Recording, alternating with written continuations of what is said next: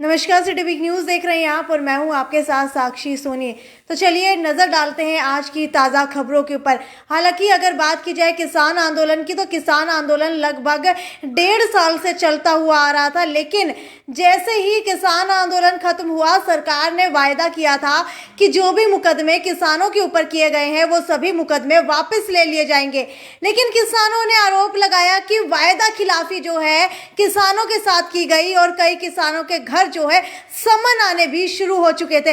लेकिन अब किसानों के लिए खुशखबरी है, क्योंकि सरकार की तरफ से, जी हाँ, हरियाणा सरकार की तरफ से अब जो है सभी मुकदमे वापस ले लिए गए हैं। हालांकि आपको बता देती हूँ कि कुल मिलाकर के अनिल विज ने ये ऐलान कर दिया गया है और प्रदेश सरकार ने आंदोलन के दौरान किसानों पर दर्ज किए 82 मुकदमे जो है वापस ले लिए हैं। रेलवे ट्रैक और जीटी रोड से संबंधित 82 अन्य केसों को रद्द करने की अनुमति भी केंद्र से मांगी गई थी और जो अब मिल चुकी है। हालांकि शेष 104 केसों को भी वापस लेने की प्रक्रिया जो है तेजी से चल रही है। उम्मीद है कि आने वाले समय के अंदर किसानों के ऊपर जितने भी मुकदमे दर्ज हुए थे वो सभी के सभी जो है वापस ले लिए जाएंगे।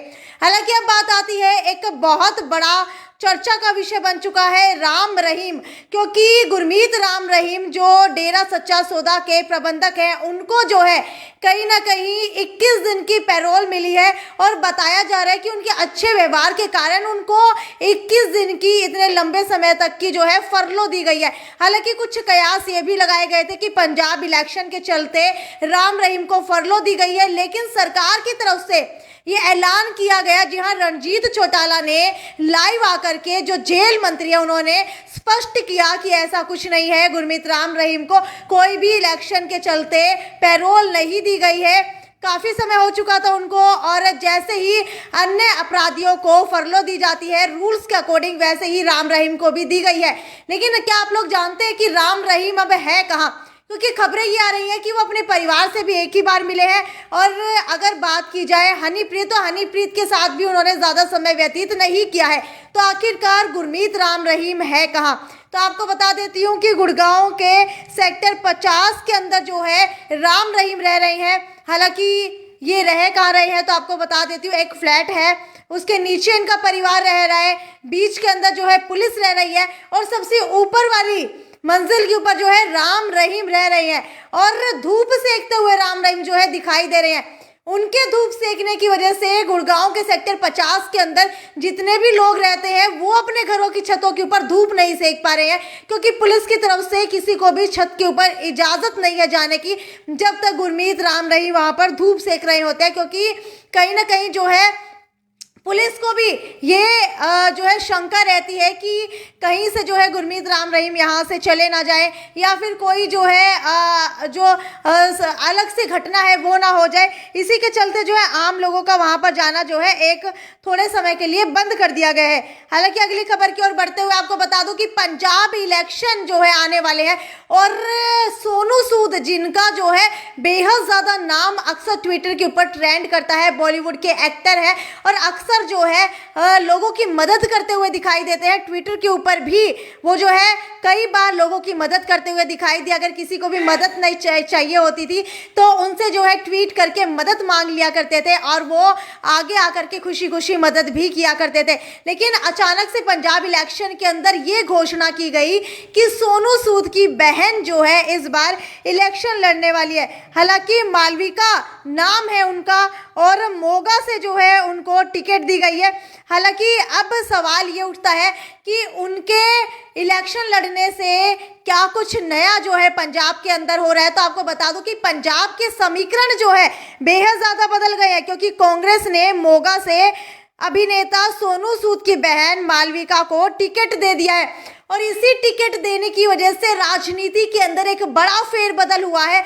और जो आपको बता देते हैं कि विधायक है डॉक्टर हरजोत कांग्रेस से, वो नाराज होकर के अब भाजपा के अंदर चले गए हैं। भाई ये बहुत बड़ी बात है, किसी विधायक का एन मौके के ऊपर पंजाब इलेक्शन के दौरान भाजपा के अंदर चले जाना, और समीकरण जो है सारे के सारे बदल करके मालविका ने रख दिए हैं। और इसके बाद आपको बता दूं कि उनके भाजपा के अंदर आने से जिलाध्यक्ष विनय शर्मा का पत्ता भी कट गया है और वो भी सरासर नाखुश दिखाई दे रहे हैं। अकाली और आप के लिए भी एक कड़ी टक्कर ये साबित हो सकती है। हालांकि इसकी ताकत क्या है तो आपको बता देते हैं कि इलाके में सोनू सूद के काम का उनको काफी लाभ मिलने वाला है।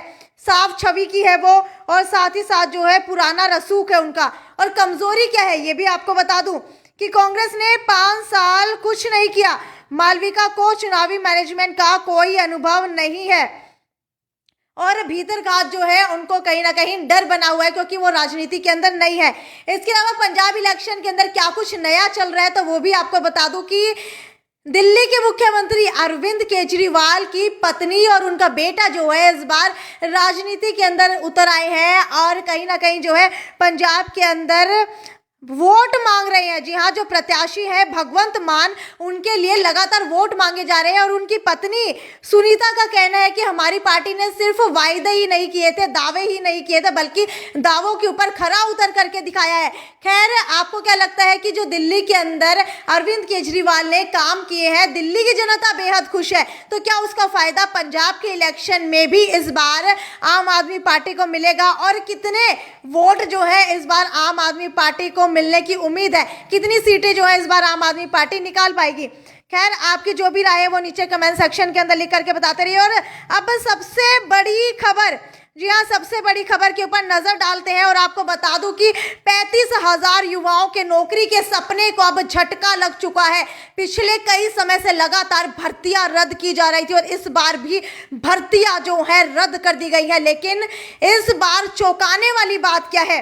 तो इस बार चौंकाने वाली बात यह है कि इस बार तो एग्जाम्स भी ले लिए गए थे। जी हाँ, एंट्रेंस एग्जाम ले लिए गए थे और उसके बाद अब 2 साल बाद झटका लगा है कि पेपर जो है कैंसिल कर दिए गए हैं। अब सवाल उठता है कि ये पेपर कौन से है, तो आपको बता दूं कि लगभग जो है बहुत सारे पेपर कैंसिल होते रहते हैं, लेकिन इस बार परीक्षा होने के 2.5 साल बाद आरोही स्कूलों की भर्तियां रद्द कर दी गई है। हरियाणा विद्यालय शिक्षा बोर्ड ने आरोही स्कूलों में टीचिंग और नॉन टीचिंग स्टाफ की भर्ती के लिए परीक्षा जो है रद्द कर दी है। परीक्षा करीब 2.5 साल पहले सितंबर 2019 में हुई थी। 895 पदों के लिए करीब 35,000 आवेदन आए थे। बोर्ड अध्यक्ष डॉक्टर जगबीर सिंह ने यह बताया है कि आरोही स्कूल में भर्ती के लिए 16 जुलाई 2019 को ऑफलाइन आवेदन मांगे गए थे। 28 और 30 सितंबर 2019 को लिखित परीक्षा आयोजित हुई थी। अब सेकेंडरी शिक्षा विभाग ने निदेशालय के निर्णय के अनुसार इन पदों को भरने के लिए जारी विज्ञापन वापस ले लिया है और ये देखिए, इसलिए परिणाम रद्द कर दिया गया है। दरअसल उल्लेखनीय है कि हरियाणा स्टाफ सिलेक्शन कमीशन ने भी जनवरी में 5,331 पदों की 40,000 भर्तियां भी रद्द कर दी थी। आप लोग खुद देख लीजिए किस तरीके से जो है युवाओं को बेरोजगारी के अंदर धकेला जा रहा है, किस तरीके से जो है उनको झटका लग रहा है लगातार। पहले तो भर्तियां निकाली नहीं जाती हैं, भर्तियां निकाली जाती हैं तो पेपर लीक हो जाते हैं। इस बार तो हद ही हो गई।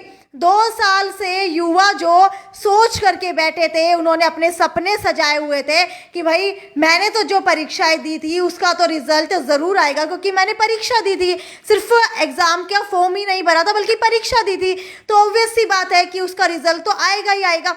लेकिन क्या कोई जानता था कि परीक्षा लेने के बाद भी सरकार जो है परीक्षाएं रद्द नहीं की है, बल्कि जो है भर्तियां ही रद्द कर दी गई है। अब क्या होगा उन 35,000 युवाओं का जो 2 साल से सपने संजोए हुए थे? आपको क्या लगता है सरकार किस तरीके से जो है लगातार परीक्षाएं ले करके भी भर्तियां रद्द कर रही है, ये कितना सही है? खैर, आपकी जो भी राय है वो मुझे नीचे कमेंट सेक्शन के अंदर लिख करके बताइए और रोजाना आपसे इसी तरीके से जुड़ते रहेंगे रोज सुबह की ताज़ा तरीन खबरों के साथ। जब तक हमें जो है ज़्यादा से ज़्यादा शेयर करके प्रोत्साहन ज़रूर दीजिए। और ये थी साक्षी सोनी की रिपोर्ट। नमस्कार।